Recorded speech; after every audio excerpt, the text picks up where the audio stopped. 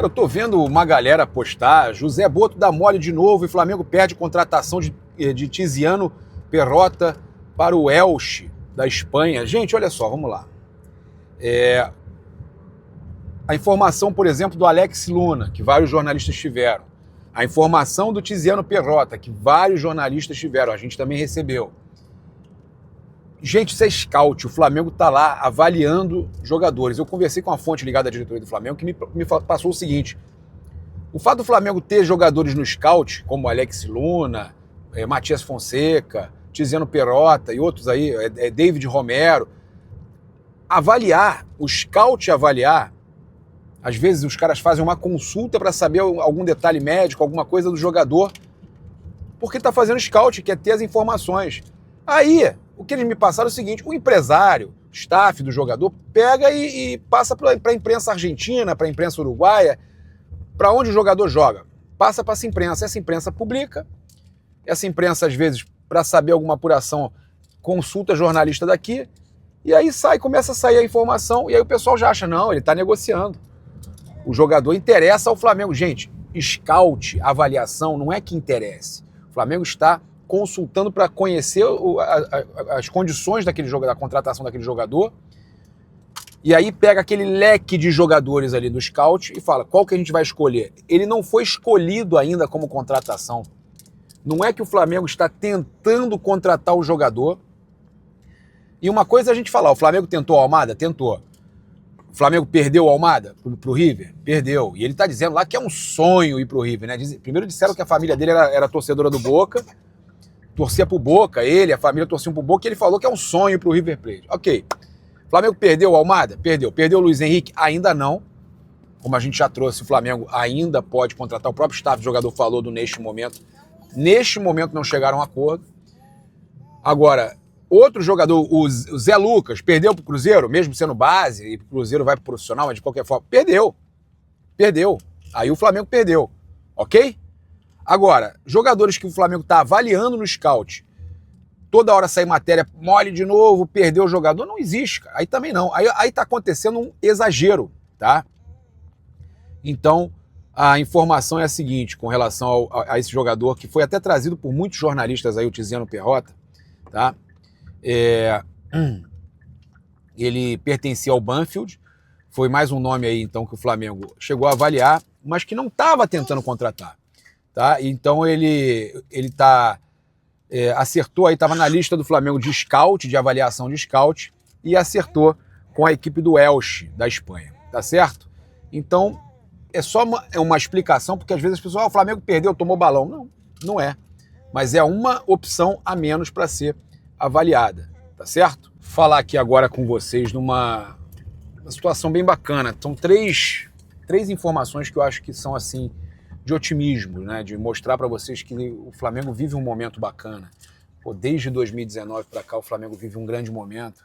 Tem oscilações e tal, mas eu acho importante a gente falar. Por exemplo, olha só, o Flamengo teve até o Arrascaeta agradecendo, cara. O Flamengo tem lotado o estádio. Todos os jogos no Maracanã. É impressionante.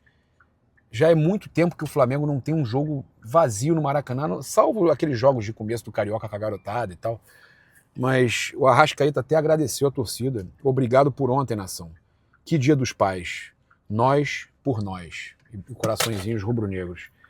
Então, a gente percebe, né, como os jogadores sentem essa energia da torcida, né, cara?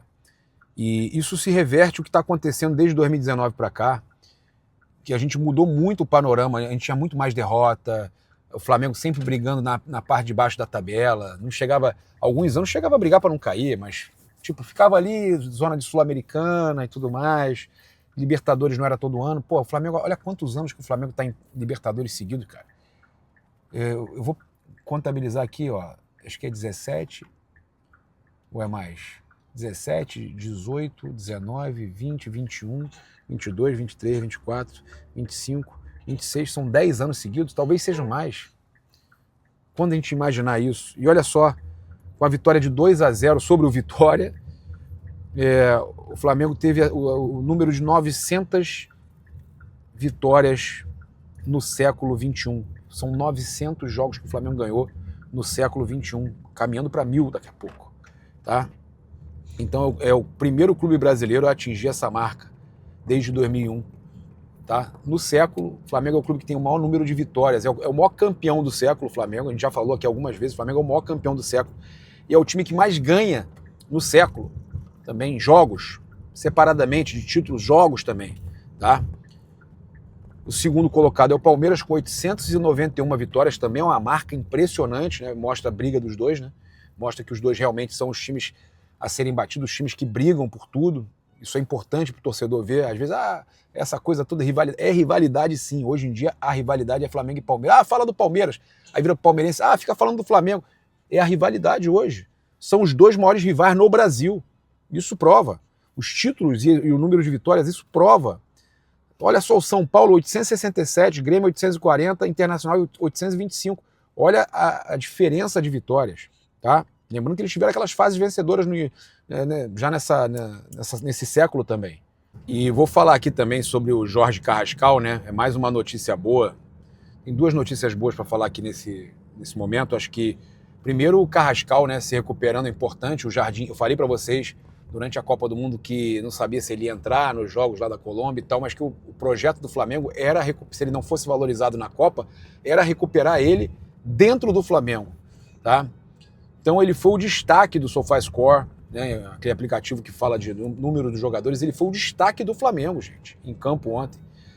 Carrascal teve uma assistência, uma grande chance criada, 4 passes decisivos, 4 de 4 dribles certos, 12 de 12 duelos ganhos, 6 desarmes e nota 8.6 no SofaScore, para quem sabe, quem conhece, sabe a importância de uma nota dessa.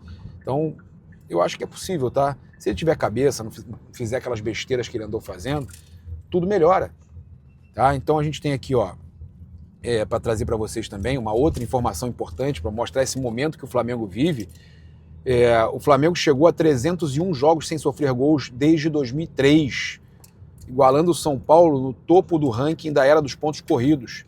Tá? Então o Flamengo tem 301 jogos sem sofrer gols.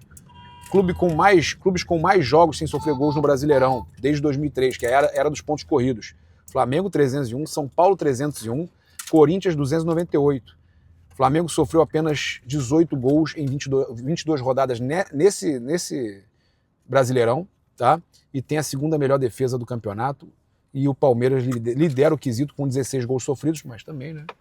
Tem aqueles gols que são anulados, né? Vocês sabem como é que é. Às vezes tem um Davi Oliveira Lacerda, às vezes tem um Ramon Abate Abel. Tem isso também, né? É isso, eu convido você a seguir, curtir, compartilhar em todas as plataformas. Você que está no YouTube, eu convido a se inscrever aqui embaixo, acionar a notificação no sininho, deixar aquele like maroto no vídeo. Muito obrigado aí pela sua companhia. Saudações rubro-negras. Isso aqui é Flamengo. Valeu!